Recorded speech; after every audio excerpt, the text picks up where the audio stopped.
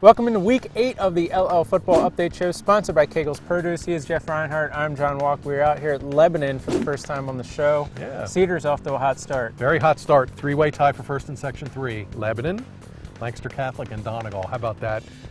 Section 3 race has been great. Big game this week. Lebanon gets Ephrata, which put up a big crooked number last week. Yeah, 70 points, and I'm still trying to look back in the archives the llast time Ephrata put up 70 points, so hopefully I have that answer by the end of the week.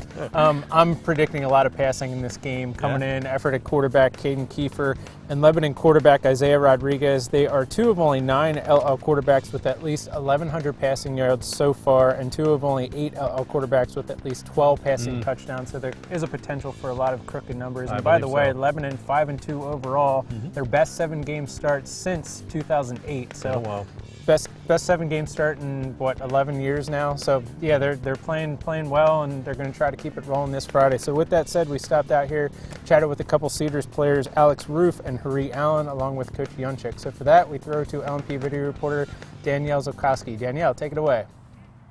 All right, you guys are off to a very successful start this season. What have you been doing as the coach to get your players to mesh well together and come out and be in a tied lead for your section? It's not anything I'm doing, it's what they're doing. They're playing real well together. They like one another. They respect one another. So they play really hard.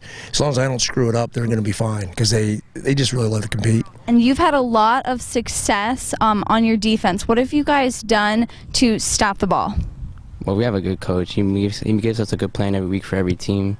So we just come out, listen to him, tell us what to do, and just focus on our job, and we'll be fine every week. We never really stop. We're never slow to the ball. Every snap, every play, we just go. We're always aggressive. So we never give them time to think. And you have a couple tough games to end this season. What are you doing to prepare for them? Well, hoping that we just play hard and play well. We play a really good, I think, very good Ephrata team this week. They could be sitting in our spot, and you could be doing this interview there. So asking them the same question. We have to play real well this Friday. If we don't, we'll get beat. I'm just trying to stay focused because I know this is probably going to be one of our toughest games yet this year. They have talent, they have work ethic, and they're going to want to knock us off from this two-year win streak that we had on them. All right, thank you, Danielle, for those interviews. And there's 2 other games we want to mention up in Section 1. Tell us about them. Section 1, all the leaders are playing again this week. Wow, 2 mega games here in Section 1. First up, Manheim Township, 7-0, first time since 1977. Got to see them last week over at Warwick. They were great.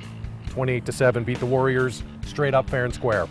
They will host Cedar Crest Township back home for the first time since mid-September. They had that 3-game road trip, so they're home. They get Cedar Crest, who's the 4th team here in that 3-way tie for second with Warwick and Wilson. Cedar Crest has been good. Keep an eye on Tyler Cruz, 1,000-yard rusher. Township, #1 ranked defense in the league. Township's D going up against Mr. Cruz. We'll see if the Falcons can give Township a game that went OT last year over at Cedar Crest.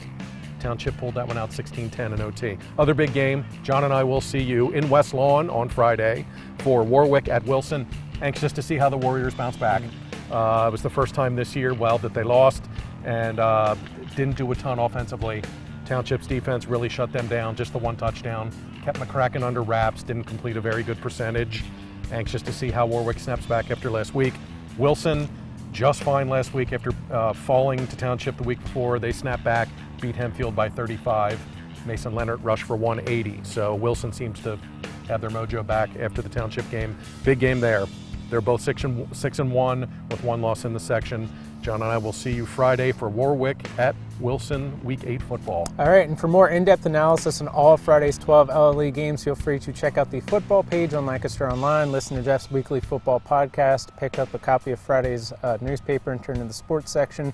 By the way, I wanted to mention prayers going out to Annville-Cleona senior lineman Stephen College, who was seriously injured in a car accident last week. Hope he gets better.